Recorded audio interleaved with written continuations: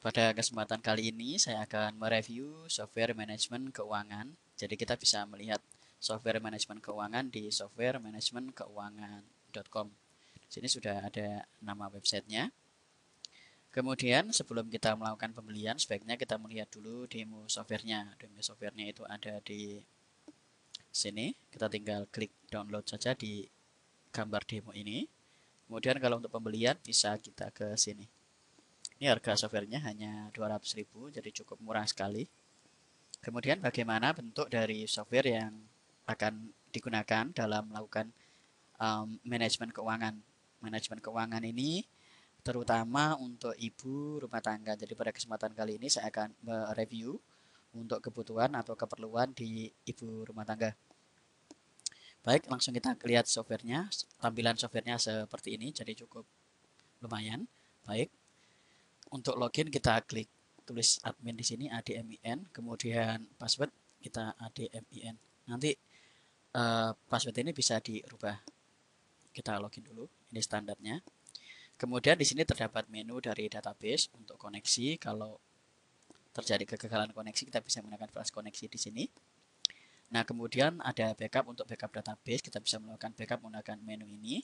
Kemudian kalau ada restore, jadi kita bisa merestore atau mengembalikan data yang sudah kita backup ke program menggunakan menu ini. Kemudian di fasilitas identitas kita bisa mengganti nama instansi atau nama pribadi kita di sini. Kemudian untuk grup, nah nanti bisa kita ganti penggunaan dari programnya, boleh diganti di grup akses ini. Kemudian di user nanti bisa kita ganti atau password adminnya bisa kita ganti di sini. Kita juga bisa menambahkan user atau yang akan menggunakan dari program.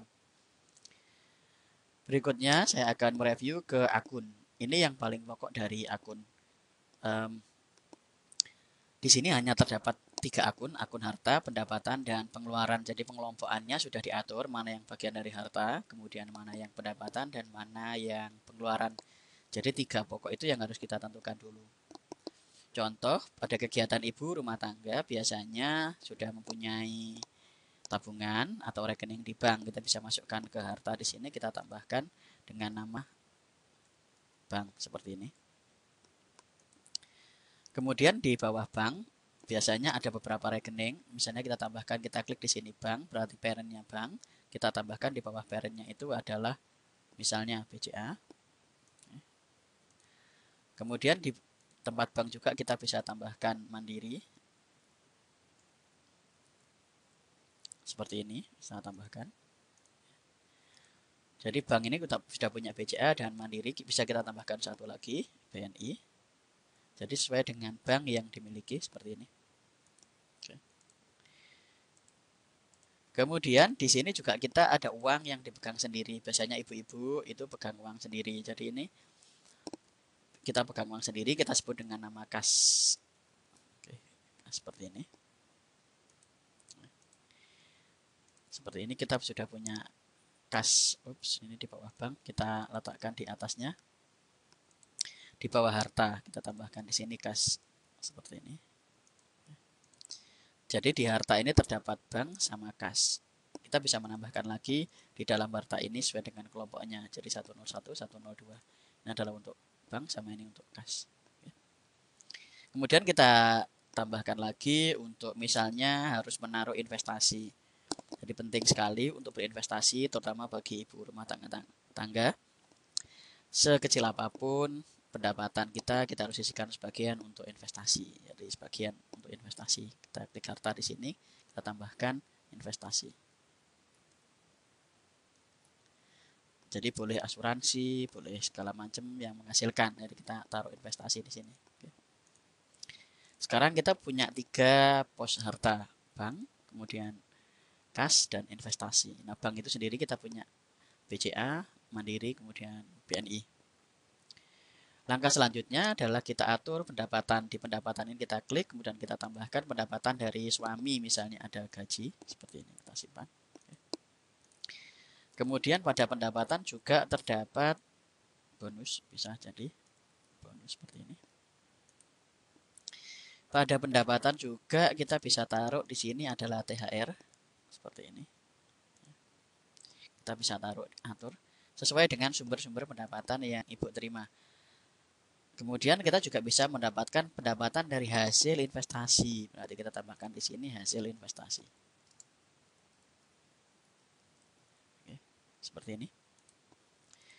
Nah, langkah berikutnya setelah kita punya hasil investasi, THR, bonus, dan gaji. Jadi kita bisa tambahkan lagi di bawah gaji, misalnya apa. Oke. Kemudian untuk pengeluaran, bisa ditambahkan untuk pengeluaran, misalnya adalah kebutuhan harian.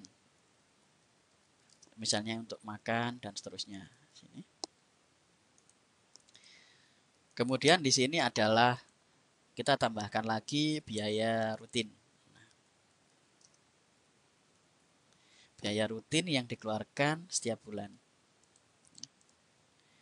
Biaya rutin di sini, kemudian saya tambahkan lagi untuk biaya pendidikan. Oke, seperti ini. Pengeluaran. Nah, pada kebutuhan harian, ini untuk kebutuhan hari-hari. Kemudian untuk biaya rutin, saya tambahkan di bawahnya adalah listrik. Saya tambahkan di sini. Kemudian pada biaya rutin juga saya akan tambahkan untuk PDAM atau air, dari air minum. Letakkan di PDAM di sini. Kemudian ada lagi untuk biaya rutin ini saya akan tambahkan untuk internet. Kalau berlangganan internet saya tambahkan di sini. Kemudian untuk biaya pendidikan kita masukkan sesuai dengan nama anak kita. Misalnya Budi. Oke, tambahkan di sini. Kebutuhan Budi berapa untuk biaya pendidikan Budi. Kemudian kita tambahkan lagi biaya pendidikan untuk Dewi. Seperti ini.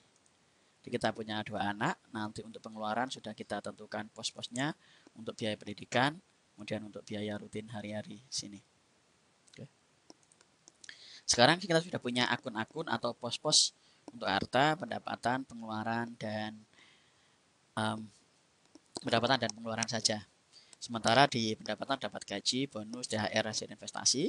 Kemudian di pengeluaran terdapat kebutuhan harian, biaya rutin, listrik, PDAM, internet, dan untuk biaya pendidikan untuk Budi dan Dewi. Nah, setelah kita berhasil membuat pos-pos seperti ini, langkah berikutnya kita masuk ke transaksi pendapatan. Pada awal, sekali misalnya kita tambahkan ada akun asal dari gaji, masuk ke BCA pada tanggal 30/8, gaji suami misalnya katakan 10 juta setiap bulan. 1, 2, 3, 1, 2, 3. Seperti ini 10 juta. Kita kasih faktur sesuai dengan tanggalnya 01 08 gaji bulan Agustus seperti ini 2014 seperti ini. Dan keterangan kita tambahkan gaji oke, bulan Agustus 2014 seperti ini. Kita simpan di sini. Transaksi pendapatan. Nah, kemudian kita akan membagi transaksi pendapatan dari BCA ini. Kita akan poskan untuk pengeluaran. Kita tambahkan seperti ini, kita ambil dari BCA. Kita akan letakkan untuk di sini ada pembayaran listrik. Jadi misalnya kita akan keluarkan listriknya adalah 200.000. 200.000. Fakturnya kita isi 08 2014. Kemudian di sini listrik 08 2014 seperti ini. Sekarang saldo hasilnya tinggal 9.800.000. Saya akan perbaiki sedikit untuk di pengeluaran supaya nanti tampilnya lebih jelas di biaya pendidikan ini. Saya akan ubah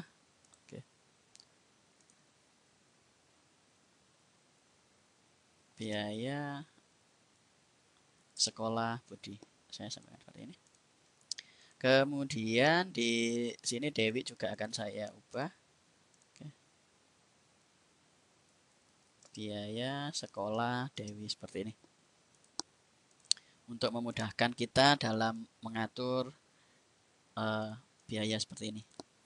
Kemudian pada pengeluaran saya akan tambahkan juga untuk tambah biaya sekolah Budi, misalnya untuk pembayaran SPP dan lain-lain. Oke, saya kasih misalnya 300.000. Faktur saya buat 08 2014 ini pembayaran SPP. Oke. Kemudian saya tambahkan lagi, masih di Budi, kita kasih lagi 500.000. Faktur dapat sama 08/2014. Kita buat adalah uang jajan bulanan. Oke. Seperti ini, saya kasih untuk Budi. Langkah berikutnya saya akan tambahkan lagi dari BCA ini kita akan keluarkan untuk biaya sekolah Dewi. Sini misalnya adalah 400.000. Faktur kita samakan 08/2014. Keterangan pembayaran SPP Dewi. Seperti ini. Oke. Berikutnya kita tambahkan lagi Dewi, kita kasih lagi 600.000 karena sudah besar. Kita kasih faktur juga 08/2014 seperti ini. Kita isi dengan uang jajan bulanan. Jadi uang jajan bulanan Dewi ini kita kasih 600.000 setiap bulan. Karena ini termasuk untuk transport misalnya. Berikutnya kita juga bisa tambahkan dari BCA ini kita keluarkan untuk bayar internet. Oke, bayar internet. Bayar internet kita bayar 200.000. Faktur kita buat 08/2014. Sementara ini adalah biaya internet 08/2014 seperti ini. Dan seterusnya. Jadi kita bisa selesaikan. Kemudian kalau untuk pemindahan uang kas. Nah, ini pemindahan uang kas berarti kita akan melakukan investasi. Caranya tambah, kita taruh di sini dari BCA 7.800 kita akan investasikan karena investasi bagian dari harta. Kita akan investkan di sini misalnya 500.000. Faktur saya isi dengan 08/2014 sesuai dengan bulan supaya lebih mudah. Nanti di sini adalah saya isi asuransi investasi. Investasi 08/2014. Jadi ini bagian dari kas juga, pemindahan kas. Jadi kalau kita melakukan investasi ada di menu transaksi pemindahan kas. Setelah semua bagian dari ini kita lakukan, kita bisa melihat laporannya di sini, laporan transaksi. Kita bisa refresh, kemudian kita bisa cetak di sini. Ini sudah terdapat tanggal transaksi dan seterusnya. Jadi besar transaksinya adalah seperti ini. Jadi terdapat gaji sebesar 10 juta. Kemudian di sini ada listrik dan seterusnya. Sudah ada penjelasan di sini. Kemudian kita juga bisa melihat ke laporan jurnal. Laporan jurnal kita bisa cetak di sini. Laporan jurnal di sini terdapat pemindahan kas dari investasi. Kelompok pemindahan kas 500.000. Kemudian kreditnya 500 dari BCA ke investasi, kemudian BCA ke internet, pengeluaran 200.000. Kemudian biaya sekolah ada pengeluaran seperti ini.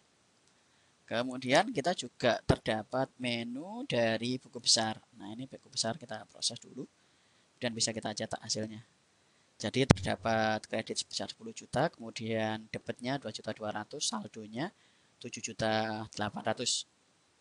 Jadi kemudian kita juga mendapatkan saldo akun. Nah, di saldo akun ini kita bisa cetak. Jadi yang sudah kita isi, sekarang kita punya uang 7.800.000, yang di BCA masih 7.300.000, sementara investasi kita senilai 500.000. Jadi cukup mudah sekali penggunaan dari software manajemen keuangan ini. Jadi silakan dilakukan daripada kita menulis di buku, rasanya lebih berharga atau lebih sederhana kita menggunakan software. Oke, toh software dari manajemen keuangan ini juga tidak mahal, jadi cukup murah sekali, 200.000 dan cukup berharga saya pikir. Pantas untuk dimiliki oleh Anda, ibu-ibu rumah tangga yang ingin punya pengaturan keuangan yang lebih baik dan lebih sederhana. Dari itu kita bisa menghubungi nomornya ini 081234537788 atau PIN BBM-nya untuk bertanya-tanya dulu atau mungkin langsung membeli gitu ya. Oke, itu review dari software manajemen keuangan. Terima kasih.